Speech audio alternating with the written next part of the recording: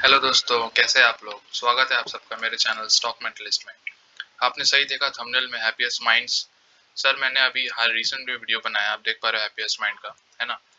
इसमें एक मैंने गलत इन्फॉर्मेशन शेयर कर दी थी। I am really very sorry for that, है ना। अभी मैं वो सारा कुछ क्लियर कर दूंगा आपको। एएसएम लिस्ट के बारे में उसकी क्या न्यूज़ निकल के आ रही है ना, कौन से स्टेज में उसको रखा गया है, चाहे लॉन्ग टर्म या शॉर्ट टर्म, वो मैं आपको बताऊंगा। और बताऊंगा आपको कि यहाँ पे किस तरह से जो है यहाँ पे आपको इन्वेस्ट करना चाहिए। ऑलरेडी जो है 800% का रैली कंपनी देके जा चुकी है। 1500 रुपए के यहाँ पे करंट प्राइस आपको मार्केट में दिख रहा होगा। कंपनी मिड कैप है। आपको पता होगा जितने भी मिड कैप स्टॉक्स है आईटी में वो बहुत अच्छा रैली कर रहे हैं माइंट्री के रिजल्ट्स आने के बाद।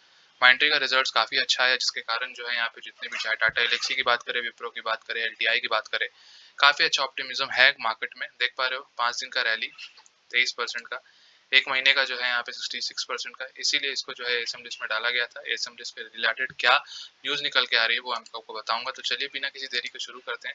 अगर आपको मेरा काम पसंद आता है तो आप सब्सक्राइब करिए मेरे चैनल स्टॉक मेंटलिस्ट को और बेल आइकन को हिट कर दिए, ताकि आपको सही जानकारी सही समय पे मिल सके। 800% की रैली सिंस आईपीओ, मतलब 167 166 या 7 का यहाँ पे आईपीओ आया था। उसके बाद लिस्टिंग हुआ था 358 में, आपको पता होगा। और यहाँ से 318% का रिटर्न देके कंपनी आज 1500 में नजर आ रही है। कंपनी बहुत भाग रही है सर, कंपनी मौका ही नहीं दे रही है ना। 300-400 से जो माल उठा के बैठे हुए हैं, 400 500 600 से, है ना, वो आज देख पा रहे हैं यहाँ पे 1500 का स्टॉक जो है इतनी जल्दी से तेजी से भाग रहा है।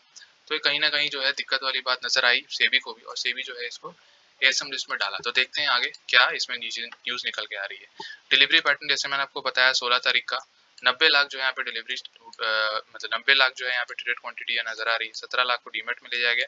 19.81% की डिलीवरी यहाँ पे नजर आ रही है। दो हफ्ते की डिलीवरी देखे तो मामूली सी डिलीवरी यहाँ पे नजर आ रही है। 11%, 37%, 23%, 43%, 14%, 12%, 19%।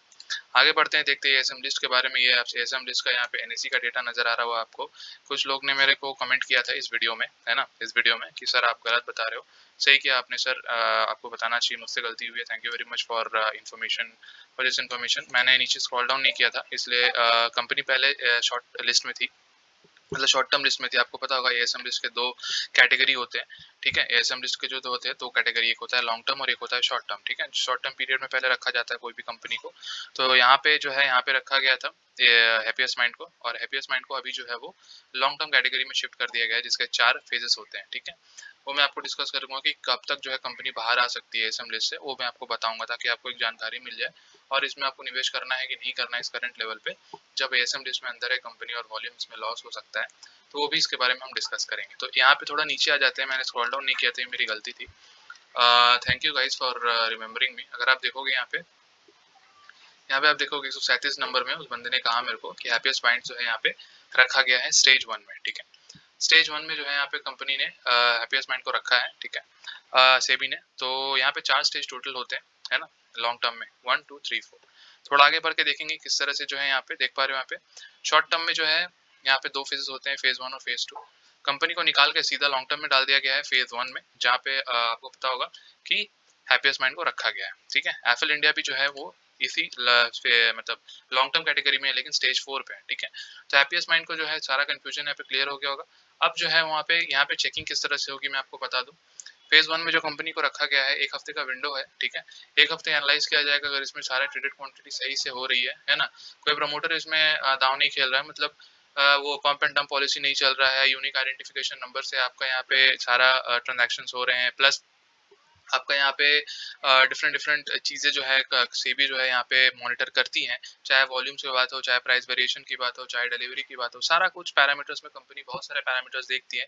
1 हफ्ते में अगर उनको कोई यहाँ पे जानकारी, मतलब कोई दिक्कत यहाँ पे नजर नहीं आई, तो फिर वो कंपनी जो है फेज 1 से डायरेक्टली जो है यहाँ पे कंपनी बाहर निकाल देगी उसको, या फिर शॉर्ट टर्म कैटेगरी में रख सकती है, ठीक है। और अगर कोई दिक्कत हुई, मतलब 1 हफ्ते में अगर कोई दिक्कत यहाँ पे नजर आई कंपनी को, तो वो फिर फेज 2 में डालेगी, और फिर अगर कोई दिक्कत होती है तो फेज 3 और फिर फेज 4, इस तरह से साइकिल चलता रहेगा। और एक एक हफ्ते के विंडो में एनालाइज करती रहेगी कंपनी उसको। और जैसे ही उसको लगेगा कि यहाँ पे कोई हफ्ते में कोई दिक्कत नहीं हुई, तो वो फिर फेज 4 से फेज 3 आएगी, फिर 2 और फिर 1, और फिर जो है यहाँ से बाहर निकल सकती है कंपनी। कंपनी की यहाँ पे जितनी भी यहाँ पे जर्नी रही है एसएम लिस्ट में डालने के बाद, कंपनी भागी रही है, आपको जैसे मैंने आपको बताया, ठीक है। कंपनी को डाला गया कुछ दिनों पहले ही, देख पा रहे हो कितना भयानक रैली यहाँ पे नजर आ रहा है। यहाँ पे किस तरह से जो है यहाँ पे लोग जो इंटरेस्ट दिखा रहे हैं, जैसे हमको बताया कंपनी के फाइनेंशियल्स उतने प्रॉमिसिंग नहीं नजर आते हैं, मगर स्टिल कंपनी के बिजनेस जो है ना वो काफी ज्यादा इंपॉर्टेंट है। कंपनी के फाइनेंशियल्स अगर आप देखो, रिसेंटली कंपनी ने बहुत ही अच्छा परफॉर्म किया है, ठीक है। पहले देखोगे तो इनका नेट प्रॉफिट नेगेटिव में थे। अगर मैं आपको बात करूं, आप देख पा रहे हैं यहाँ पे क्वार्टरली रिजल्ट अगर बात करते हो 2019 की, तो देख पा रहे हो यहाँ पे ऑपरेटिंग प्रॉफिट 28 करोड़, 24 करोड़, 21 करोड़, धीरे धीरे देख पा रहे हो 55 करोड़ का हो गया। अगर आप नेट प्रॉफिट देखोगे यहाँ पे, तो यहाँ पे नेट प्रॉफिट अगर हम देखते हैं हैप्पीएस्ट माइंड्स की, नेट प्रॉफिट है 27 करोड़, 49 करोड़ है ना, 42 करोड़, 37 करोड़। अगर प्रॉफिट एंड लॉस स्टेटमेंट में आप देखोगे तो देख पा रहे हो कंपनी नेगेटिव में परफॉर्म कर रही है। अगर हम प्रॉफिट एंड लॉस स्टेटमेंट देखते हैं ईयर ऑन ईयर वाइज की, तो 2012 की अगर आप देखोगे ऑपरेटिंग प्रॉफिट -29 करोड़, -51 करोड़, -69 करोड़, और अभी कंपनी रिसेंटली एक अच्छा खासा जंप दिखाते हुए, ठीक है, 59 करोड़ एंड 190 करोड़। तो ये जो है एक ऑप्टिमिज्म आ चुका है मार्केट में। काफी अच्छी स्टॉक है, मैं ये नहीं कहूंगा काफी गंदी यहाँ पे स्टॉक है। कंपनी के पीछे जिनका हाथ है ना सर, वो और कोई नहीं सर, यहाँ पे मैं बता देता हूँ आपको, अशोक सूटा जी, ठीक है। अशोक सूटा जी आपको पता होगा, जिस तरह से कंपनी के फाउंडर रहे हैं, चाहे वो विप्रो हो, चाहे वो हमारा माइंट्री हो, माइंट्री के तो फाउंडर रहे हैं और विप्रो के जो है बोर्ड ऑफ डायरेक्टर्स में ही रहे हैं, और जिस तरह से विप्रो को नंबर 2 पोजीशन पे ले जाने वाली कंपनी को बनाया है अशोक सूटा जी ने। इनको 35 प्लस ईयर्स का एक्सपीरियंस है आईटी फील्ड में, और ये क्या बोलूं मैं, नेस्कॉम के मेंबर्स भी रह चुके हैं। बहुत ज्यादा इनका मतलब यहाँ पे इंपॉर्टेंट रोल हो जाता है हैप्पीएस्ट माइंड को बड़ा करने के लिए। और आपको पता ही होगा कि इनका जो टैगलाइन है, bond digital bond agile. Bond digital का मतलब होता है 95% से ऊपर रेवेन्यू है अपने पूरे जितने भी टेक्नोलॉजीज है, चाहे वो आर्टिफिशियल इंटेलिजेंस हो, मशीन लर्निंग हो, एआई हो, AR VR हो, ठीक है, चाहे क्लाउड कंप्यूटिंग हो, सारा कुछ जो है टेक्नोलॉजी के थ्रू ये अर्न करते हैं, ठीक है। जो डिजिटल बिजनेस में डिफरेंट डिफरेंट पहले वाली जो कंपनीज है, चाहे हम बात करें लीगेसी कंपनी जिसको हम बोल सकते हैं, चाहे टीसीएस की बात कर ले या इन्फोसिस की बात कर ले, विप्रो की, एलएनटी की, एलटीआई की, ठीक है, इन सब की अगर हम बात कर ले, तो वो सब जो है यहाँ पे 25 से 30% का यहाँ पे डिजिटल बिजनेस करती है। लेकिन ये कंपनी जो है 95% से ऊपर का डिजिटल बिजनेस करती है। और बॉन्ड अजाइल का मतलब हो जाता है कि कोई भी टेक्नोलॉजी जो नहीं आती है उसको अडेप्ट करने का एक मेथोलॉजी होता है जिसको हम अजाइल बोलते हैं। और अजाइल एक मेथोलॉजी जो कि हमें पीसेस में, स्प्रिंट में काम करने का मौका देती है, और पार्ट बाई पार्ट हम लोग बहुत ही अच्छे से काम जो है सीख सकते हैं। तो एक अच्छा टेक्नोलॉजी अजाइल जिसके थ्रू ये नए नए टेक्नोलॉजीज को अडेप्ट कर सकते हैं। तो कंपनी की आने वाली जो पॉलिसी है बहुत ही अच्छी है। और इवन इनके खुद फाउंडर अशोक सूटा जी कहते हैं कि हम जो है 25 से 30% का यहाँ पे ग्रोथ एक्सपेक्ट करते हैं। तो इम्पोर्टेंट ये नहीं है कि एसएम लिस्ट में है या नहीं, आपको पता होगा एसएम लिस्ट में डालने से वॉल्यूम लॉस होता है। कुछ हद तक यहाँ पे कंपनी करेक्ट हो सकती है। कुछ लोग पूछ रहे थे टारगेट क्या होगा, सर टारगेट बताना जो है यहाँ पे मेरा काम नहीं है, ठीक है। टारगेट जो है गिर सकता है, हो सकता है यहाँ पे 100-200 गिर जाए या फिर 500 तक गिर जाए, ठीक है, मगर डरने की बात नहीं है सर। कंपनी जिस हिसाब से रैली दी है, आप देख पा रहे हो, आपने 600 में खरीदा होगा, 800 में खरीदा होगा, या फिर इवन 1200 या 1400 में खरीदा होगा, कंपनी को आप होल्ड करो लॉन्ग टर्म, ठीक है। दो जो 400 के लिए अगर आप देखोगे, है ना, तो फिर कंपनी में जो है यहाँ पे लॉन्ग टर्म आप खेल नहीं पाओगे। क्योंकि लॉन्ग टर्म देखिए होता क्या है ना, जो इंट्राडे करते हैं, ठीक है, उनको 2 से 4% का रिटर्न या फिर कभी कभी तो उससे भी कम जो है मिलता है। लेकिन लॉन्ग टर्म में ही आप वेल्थ क्रिएट कर सकते हो। एक अच्छी कंपनी में अगर आप एक्यूमुलेट करते चलो, ठीक है, चाहे वो डिप में आए, चाहे वो अप में जाए, ठीक है, ऊपर जाए तो आप खरीदो, नीचे जाए तो भी आप खरीदो। इसी को कहते हैं ना सिस्टमैटिक इन्वेस्टमेंट प्लान। आप जो है यहाँ पे खुद ही देख रहे हो, खुद ही एनालाइज कर रहे हो मार्केट को, मार्केट कितना ऊपर जा रहा है, नीचे जा रहा है। तो इस तरह से पैनिक होने की जरूरत नहीं है, ठीक है। मार्केट अगर बहुत ज्यादा ऊपर जाए तो भी ज्यादा खुश होने की जरूरत नहीं है ना, और बाजार नीचे भी आए तो भी ज्यादा दुख होने की जरूरत नहीं है। ये मार्केट का दस्तूर है। और ये सब स्टॉक जो है ज्यादा गिरेगा नहीं, ये तो मैं भरोसा रख सकता हूँ, ठीक है। जिस हिसाब से भागा है उस हिसाब से तो गिरेगा नहीं, ठीक है। बस यही है एक चीज, इनके Q1 का रिजल्ट जो है इनका बहुत ज्यादा ये होंगे, मतलब डिपेंड करेगा कि कंपनी जो है आगे कैसा परफॉर्म कर सकती है। अच्छा ही होगा, क्योंकि काफी अच्छे तरीके से जो है यहाँ पे मैंने आपको जैसे बताया था कि नैस्डैक इंडेक्स जो होता है यूएस का, वो भी बहुत अच्छा परफॉर्म किया है नैस्डैक इंडेक्स। नैस्डैक इंडेक्स जो होता है बेसिकली उसमें बहुत सारी टेक्नोलॉजी कंपनीज जो यूएस के डेवलप मार्केट्स की कंपनीज है, चाहे हम बात कर ले एप्पल की, गूगल की, अमेजोन की, है ना, नेटफ्लिक्स की। सो ये सब जो कंपनीज है वो सब वहाँ पे लिस्टेड है और काफी अच्छे तरीके से परफॉर्म कर रही है। अगर मैं आपको ग्राफ दिखा दूं इसको तो आपको समझ में आ जाएगा। नैस्डैक इंडेक्स अगर मैं आपको दिखा दूं यहाँ पे, तो आपको समझ में आ जाएगा किस तरह से जो है कंपनी यहाँ पे अच्छा सा परफॉर्म कर रही है। 6 महीने का रिटर्न आप देखिए 13% के आसपास का नजर आ रहा है। ईयर टिल डेट का 16% का नजर आ रहा है, और एक साल का यहाँ पे 37%। ये तो हमारे सेंसेक्स और निफ्टी को भी बीट करके जाती है कंपनी, ठीक है।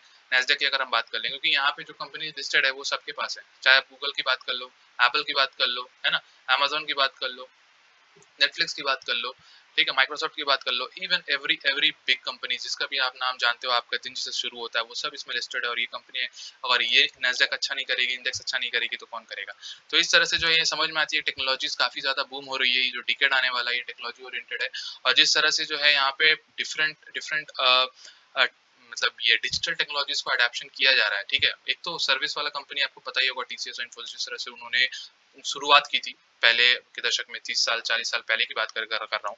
आने वाला टाइम जो है वो उस तरीके से जो है यहाँ पे नहीं होगा, क्योंकि मार्केट जो है टोटली यहाँ पे इनोवेशन पे आगे बढ़ रहा है, ठीक है। डिफरेंट डिफरेंट टेक्नोलॉजीज को अडेप्ट कर रहा है और ये कंपनी उसमें बहुत ज्यादा आगे है ऑलरेडी। नॉर्थ अमेरिका में जिस तरह से बिजनेस करती है, ब्रेकअप, इनके क्लाइंट एक से एक क्लाइंट है, चाहे नेटफ्लिक्स की बात करें, कोका कोला की बात करें, अमेजोन की बात करें, बहुत ही बड़े बड़े क्लाइंट इनके नजर आते हैं।